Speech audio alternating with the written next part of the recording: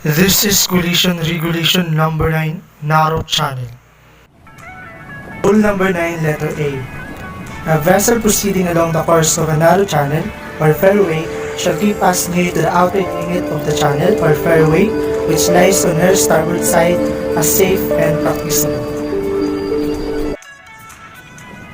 Paragraph B. A vessel of less than 20 meters in length or sailing vessel shall not impede the passage of a vessel which can safely navigate only within a narrow channel or fairway. Paragraph C. A vessel engaged in fishing shall not impede the passage of any other vessel navigating within a narrow channel or fairway.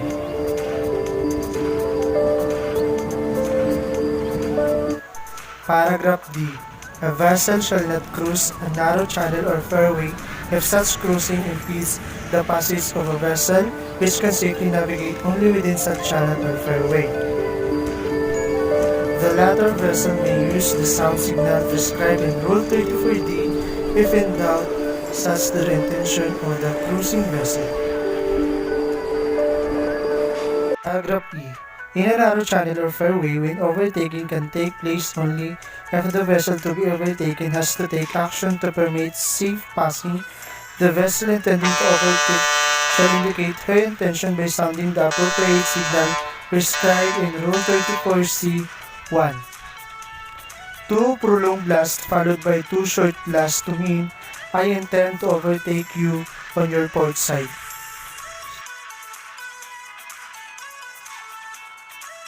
Signals on her whistle, 2 prolonged blasts followed by 1 short blast to mean, I intend to overtake you on your starboard side. The vessel intending to overtake another shall in compliance with the rule, paragraph E1, indicate her intention by the following signals. Paragraph F. A vessel nearing a bend or an area of a narrow channel where other vessels may be obscured by an intervening obstruction shall navigate with particular alertness and caution and shall sound the appropriate signal prescribed in Rule 34, paragraph E. 1 prolonged blast. Such signal shall be answered with a prolonged blast by any approaching vessel behind intervening obstruction. Paragraph G. Any vessel shall, if the circumstances of the case admit, avoid anchoring in a narrow channel. Rule 10, Traffic Separation Schemes. Parts of Traffic Separation Scheme: Ensure Traffic Zone, Separation Line, Separation Zone, Separation Lane, and Termination. This rule applies to traffic separation schemes adopted by the organization and does not relieve any vessel of her obligation under any other rule. Vessel using a traffic separation scheme shall 1. Proceed in the appropriate traffic lane in the general direction of traffic flow for that lane. 2. So far as practicable, keep clear of traffic separation line or separation zone. 3. Normally join or leave a traffic lane of the termination of the lane, but when joining or leaving from either side shall do so at a small angle to the general direction of traffic flow as practicable. Paragraph C. A vessel shall, so far as practicable, avoid crossing traffic lanes, but if obliged to do so, shall cross on a heading as nearly as practicable at right angles to the general direction of traffic flow. Rule 11, Application. Rule in this section apply to vessels in sight of one another. Rule 3K states that vessels shall be deemed to be in sight of one another only when one can be observed visually from the other. Rule 12, Sailing Vessels. When two sailing vessels are approaching one another so as to involve risk of collision, one of them shall keep out of the way of the other as follows. 1. When each has the wind on a different side, the vessel which has the wind on the port side shall keep out of the way of the other.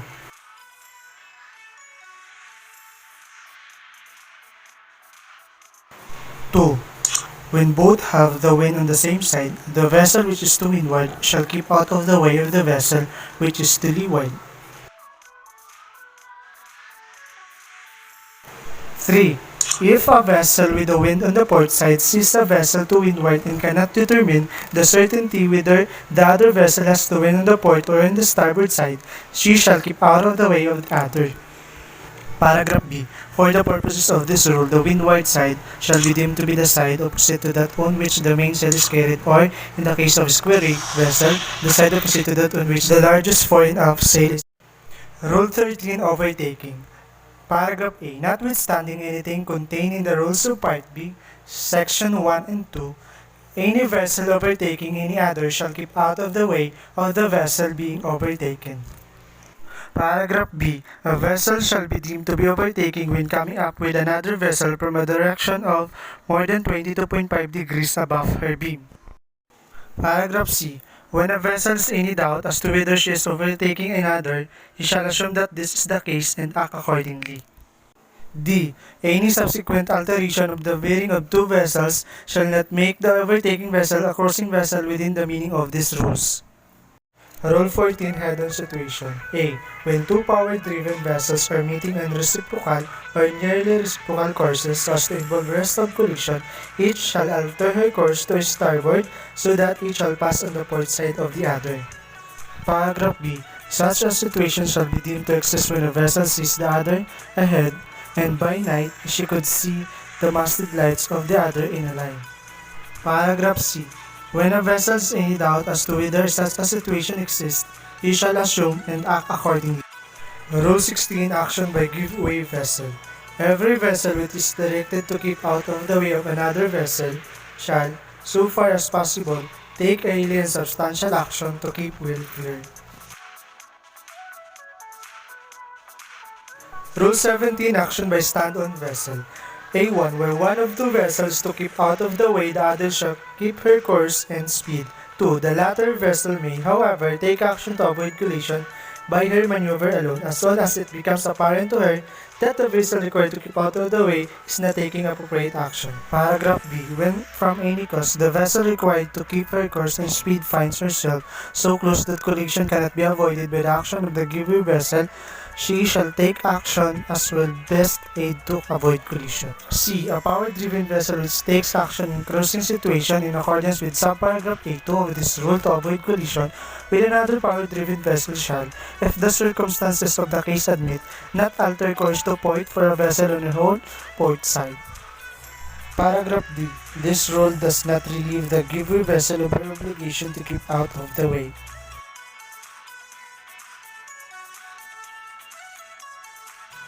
Rule number 18. Responsibilities between vessels. Picking order, stand-on to giveaway vessels. Not under command, restricted in her ability to maneuver, constrained by her draft, engaged in fishing, sailing vessels, power-driven vessels, and seaplane. A. A power-driven vessels underway shall keep out of the way of 1. Vessel not under command.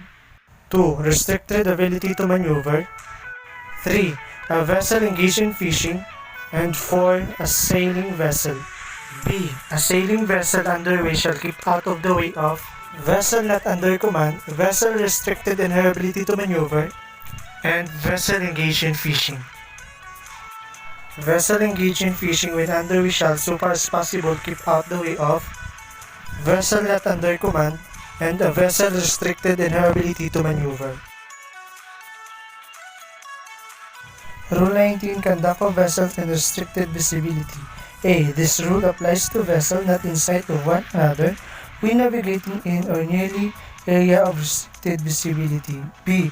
Every vessel shall proceed at a safe speed. A power-driven vessel shall have her engines ready for immediate maneuver. Paragraph C.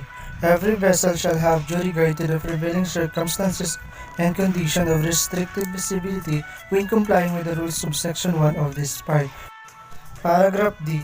A vessel which detects by radar alone the presence of another vessel shall determine if a close quarters situation is developing and or risk of collision exists. Paragraph E. Except where it has been determined that a risk of collision does not exist, every vessel which hears apparently forward the fog signal shall reduce her speed to the minimum.